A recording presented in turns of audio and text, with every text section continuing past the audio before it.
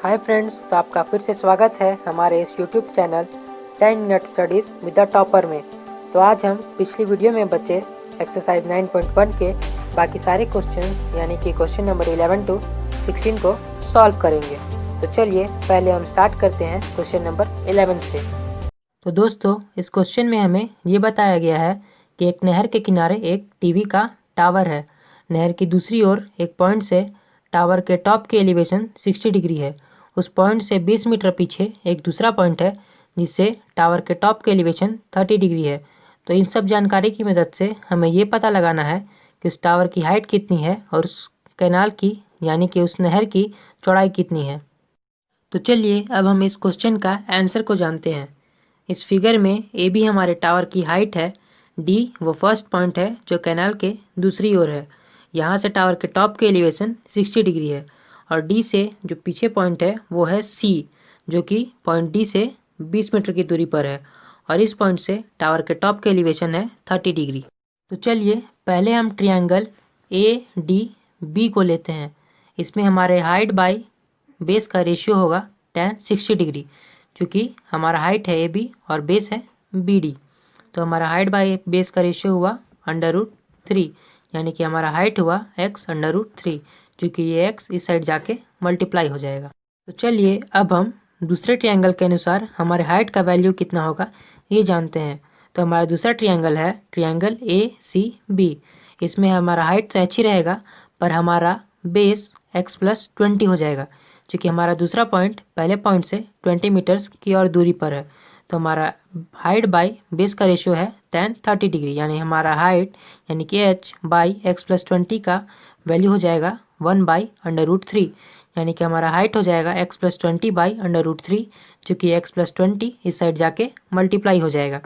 तो क्योंकि हमारे दोनों हाइट का वैल्यू सेम ही होगा, इसका मतलब ये है कि h = h होगा, यानी कि x √3 = x + 20/√3 हो जाएगा। यानी कि ये √3 इस साइड आ जाएगा तो ये बन जाएगा 3, तो ये हो जाएगा 3x, यानी कि 3x = x + 20 हो जाएगा।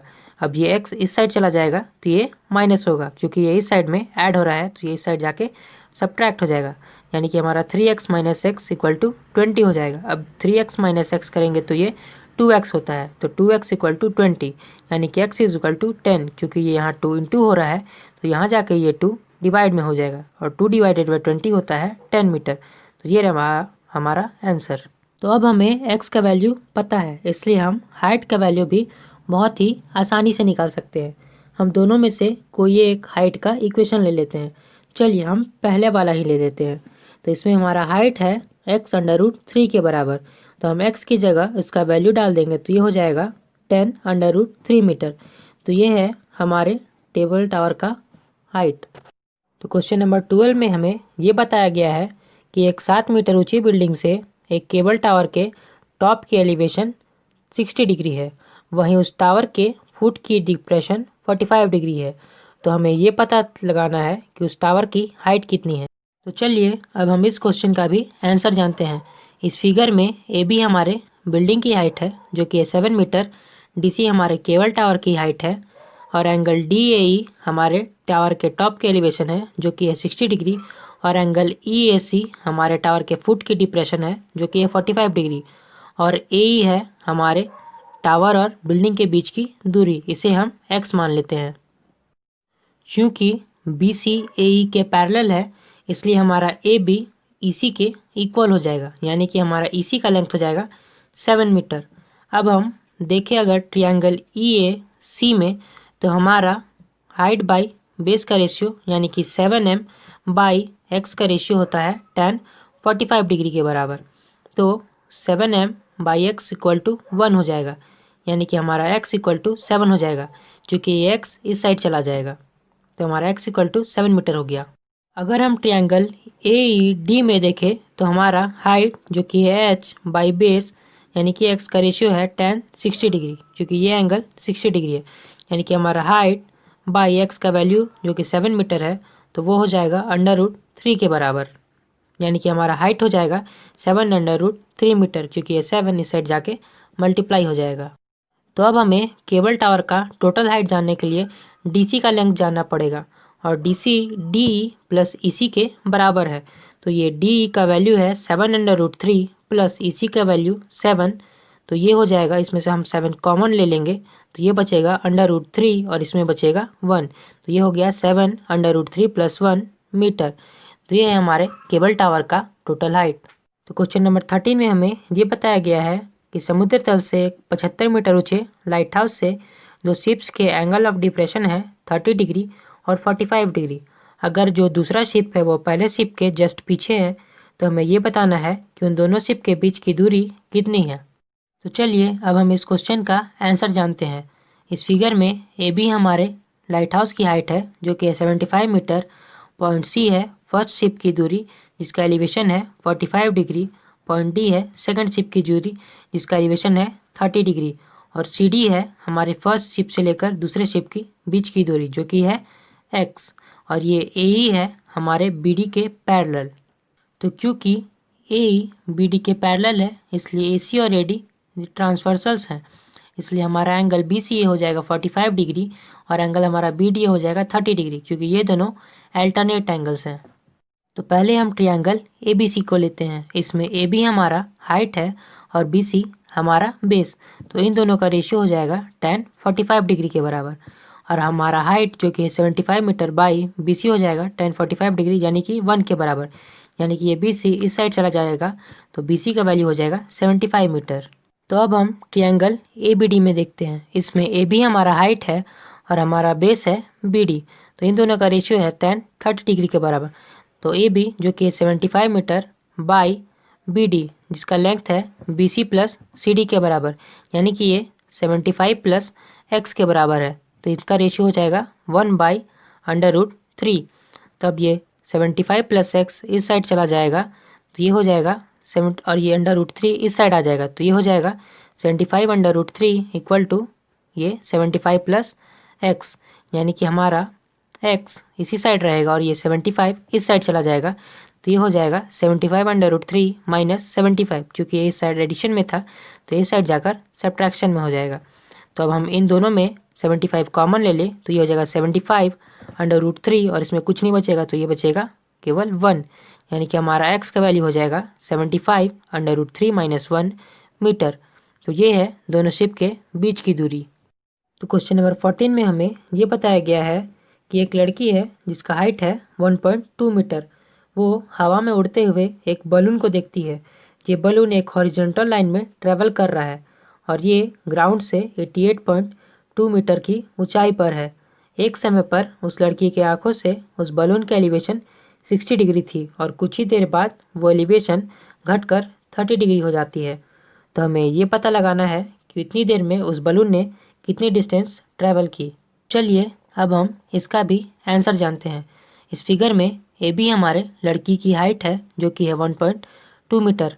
F है हमारे बलून का फर्स्ट पोजीशन और G है हमारे बलून का सेकंड पोजीशन और ये GC है हमारे बलून की ग्राउंड से हाइट जो कि है 88.2 मीटर।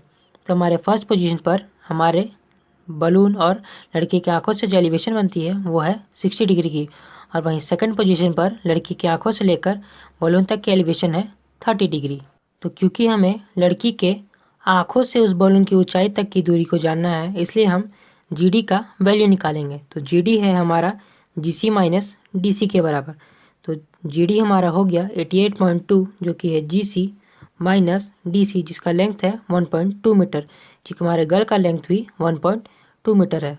तो हमारा GD का वैल्यू हो गया 87 मीटर। अब GD FE के बराबर है इसलिए हमारा FE का लेंथ भी 87 मीटर ही हो जाएगा।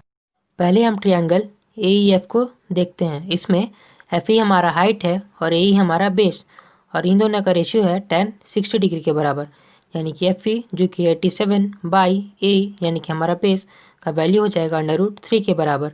अब ये AE इस साइड चला जाएगा और ये √3 इस साइड आ जाएगा तो हमारा AE का वैल्यू हो जाएगा 87 बाई √3 मीटर। तो अब हम ट्रायंगल ADG में देखते हैं। इसमें AD हमारा बेस है बाई GD हमारा हाइट है, तो इन दोनों का रेशियो हो जाएगा cot 30 डिग्री के बराबर, क्योंकि बेस बाई हाइट का रेशियो होता है cot।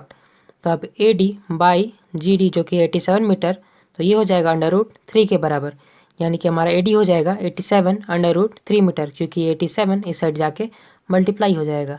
अब हमें अपना फाइनल आंसर के बारे में जानने के लिए ED का लेंथ निकालना होगा, क्योंकि ED ही वो डिस्टेंस है जो हमारे बलून ने ट्रैवल की है। तो ED AD माइनस AE के बराबर है, यानी कि ED 87/3 माइनस AE जो कि 87/3 मीटर के बराबर है। तो अब हम √3 को एलसीएम ले तो ये हो जाएगा √3 और ये √3 इसमें से मल्टीप्लाई हो जाएगा, तो ये हो जाएगा 87 × 3 माइनस ये रहा हमारा 87। तो 87 × 3 हो जाता है 261 माइनस हमारा 87/√3, तो ये हो जाएगा हमारा 261 माइनस 87 हो जाएगा 174/√3। तो क्योंकि हमारा डिनोमिनेटर इरेशनल नहीं हो सकता है, इसलिए हम इन दोनों को √3 से मल्टीप्लाई कर देंगे। तो ये हो जाएगा 174 × √3 हो जाएगा 174/√3 और √3 × √3 हो जाएगा 3। तब हम 3 को 174 से डिवाइड करेंगे तो ये हो जाएगा हमारा 58/3 मीटर। तो ये वही डिस्टेंस है जो हमारे बलून ने कवर की थी। तो क्वेश्चन नंबर 15 में हमें ये बताया गया है कि एक हाईवे के सामने एक टावर है, उस टावर के ऊपर एक आदमी खड़ा है और वो आदमी एक कार को 30 डिग्री के एंगल ऑफ डिप्रेशन पर देखता है, जो कि उस टावर की ओर एक यूनिफॉर्म स्पीड से आ रहा है। 6 सेकंड बाद वो आदमी देखता है कि कार के एंगल ऑफ डिप्रेशन अब 60 डिग्री हो चुकी है। तो हमें उस समय का पता लगाना है जितनी देरी में वो कार अब उस पॉइंट से टावर तक पहुंच जाएगा। तो इस क्वेश्चन का आंसर जानने के लिए हम इस फिगर को पहले समझ लेते हैं। इस फिगर में AB हमारे टावर की हाइट है जो कि है h, AD हमारे टावर के फर्स्ट पोजीशन की दूरी है जो कि है 30 डिग्री के एंगल ऑफ डिप्रेशन पर, AC हमारे टावर के सेकंड पोजीशन की दूरी है जो कि है 60 डिग्री के डिप्रेशन पर। अब हम इसमें AC को y मान लेंगे और AD के लेंथ को x मान लेंगे। अब हम ट्रायंगल BAD में देखें तो इसमें हमारा बेस जो कि है x बाई हमारा हाइट जो कि है h, तो ये cot 30 डिग्री के बराबर है। तो हमारा x बाई h √3 के बराबर है, यानी कि हमारा x h √3 के बराबर हो जाएगा, क्योंकि ये h इस साइड जाके मल्टीप्लाई हो जाएगा। तो अब ट्रायंगल ACB में देखें तो इसमें हमारा बेस है y और हमारा हाइट है h, तो इनका वैल्यू हो जाएगा cot 60 डिग्री के बराबर, यानी कि y बाई h हो जाएगा 1/√3 के बराबर। तो हमारा y हो जाएगा h √3 के बराबर, क्योंकि ये h इस साइड जाके मल्टीप्लाई हो जाएगा।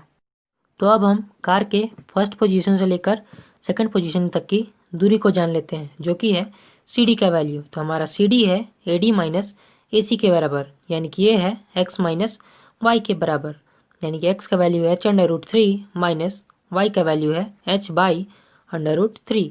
तो इन दोनों के बराबर हमारा CD का वैल्यू है। तो अब ये √3 का एलसीएम हो जाएगा इन दोनों का, और ये √3 से मल्टीप्लाई हो जाएगा, तो ये हो जाएगा 3, यानी कि हो जाएगा 3h माइनस h, यानी कि 3h माइनस h हो जाएगा 2h बाई √3। तो ये है कार के फर्स्ट पोजीशन से लेकर उसके सेकंड पोजीशन तक की दूरी। तो हमारे कार ने 6 सेकंड्स में 2h बाई √3 मीटर का डिस्टेंस कवर किया। तो 1 सेकंड में इसने कितने मीटर डिस्टेंस कवर किया, इसके लिए हम 2h बाई √3 को 6 से डिवाइड कर देंगे। अब जब ये डिवाइड इनटू में बदलेगा तो ये इसका अपोजिट हो जाएगा, यानी कि 1/6 हो जाएगा। तो ये 2 जब 6 को काटेगा तो ये हो जाएगा 3, यानी कि h × 1 हो जाएगा h और 3 × √3 हो जाएगा 3/3, यानी कि हमारे कार ने 1 सेकंड में h बाई √3 × 3 डिस्टेंस कवर किया। तो हमारे कार ने सेकंड पॉइंट से टावर तक पहुंचने में कितना टाइम लगाया, इसे जानने के लिए हमें सेकंड पॉइंट की दूरी यानी कि h बाई √3 जो कि है y का वैल्यू को हमें डिवाइड करना होगा कार के स्पीड से, जो कि है h बाई 3/3। तब ये डिवाइड का अपोजिट हो जाता है इनटू, तो इसका भी हम उल्टा कर देंगे, यानी कि हो जाएगा 3/3 बाई h। अब ये h और h कट जाएगा तो ये बचेगा 3/3 बाई √3। अब ये √3 भी कट जाएगा तो केवल बचेगा 3। तो हमारे कार ने सेकंड पॉइंट से टावर तक पहुंचने में 3 सेकंड्स की दूरी लगाई। तो ये है हमारा फाइनल आंसर। तो क्वेश्चन नंबर 16 में हमें ये बताया गया है कि दो पॉइंट्स है जो कि एक टावर से 4 मीटर और 9 मीटर की दूरी पर है। अब इन दोनों पॉइंट से टावर के टॉप की एलिवेशन का सम है कॉम्प्लीमेंट्री। तो हमें ये प्रूव करना है कि उस टावर की हाइट 6 मीटर्स है। तो चलिए अब हम अपने लास्ट क्वेश्चन का आंसर जानने से पहले इस फिगर को बहुत अच्छे से समझ लेते हैं। इस फिगर में BC हमारे टावर की हाइट है जिसे हम h मान लेते हैं। AB हमारे टावर से फर्स्ट पॉइंट की दूरी है जो कि है 9 मीटर और BD हमारे टावर से सेकंड पॉइंट की दूरी है जो कि है 4 मीटर। इस फिगर में अगर हम एंगल ABC को थीटा मान ले तो हमारा angle BDC 90 degree minus theta हो जाएगा, क्योंकि ये दोनों एंगल्स कॉम्प्लीमेंट्री है। अब हम ट्रायंगल DBC में देखें तो इसमें हमारा हाइट है h बाई हमारा बेस है 4 मीटर, तो ये tan 90 डिग्री माइनस थीटा के बराबर हो जाएगा, यानी कि हमारा हाइट 4 इस साइड चला जाने पर ही हो जाएगा 4 cot थीटा, क्योंकि tan 90 डिग्री माइनस थीटा का वैल्यू cot थीटा होता है। अब ट्रायंगल ABC में देखें तो इसमें हमारा हाइट है h बाई हमारा बेस है 9 मीटर, तो ये हमारा tan थीटा के बराबर है, यानी कि ये 9 इस साइड चला जाने पर हमारा हाइट का वैल्यू हो जाएगा 9 tan थीटा के बराबर। अगर हम अपने फर्स्ट हाइट को सेकंड हाइट से मल्टीप्लाई कर दें तो इनका वैल्यूज़ भी एक दूसरे में मल्टीप्लाई हो जाएगा, यानी कि h इंटू एच हो जाएगा h स्क्वायर और 9 इंटू 4 हो जाएगा 36 cot theta into tan theta. अब ये h स्क्वायर हो जाएगा cot theta into tan theta का वैल्यू होता है 1, तो ये हो जाएगा h स्क्वायर हमारा 36 के बराबर। अब ये h स्क्वायर को इस साइड से इस साइड लेके जाएंगे तो ये स्क्वायर बन जाएगा रूट में, यानी कि h हो जाएगा हमारा अंडर रूट 36 के बराबर और अंडर रूट 36 का वैल्यू होता है 6, यानी कि हमारा हाइट हो गया 6 मीटर। तो हमने ये प्रूव कर दिया कि उस टावर की हाइट 6 मीटर ही है। अगर आपको हमारा वीडियो पसंद आया हो तो आप प्लीज़ इस चैनल को सब्सक्राइब कर ले और बेल आइकन को दबा दें ताकि हमारे चैनल पे आने वाले लेटेस्ट अपडेट्स आपको आसानी से मिल जाए।